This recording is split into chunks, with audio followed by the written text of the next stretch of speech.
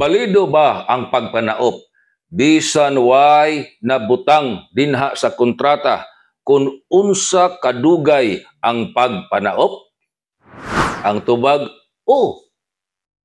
matod sa Section 16 sa Agricultural Land Reform Code.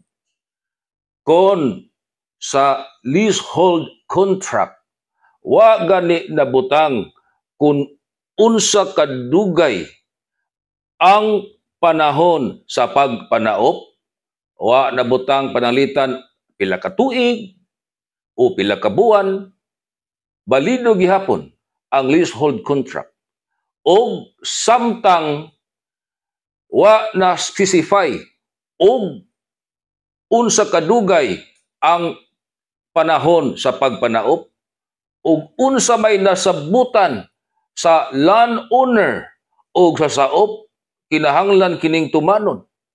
Panalitan ron ang nag-iya syuta og saop nagsabot nga lima ka tuig ka nga mo ugmad aning yuta pero wa nabutang sa kontrata.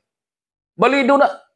Dili na pwede nga supakon sa landowner o sa saop. Pwede ka na nga i-reduce into writing.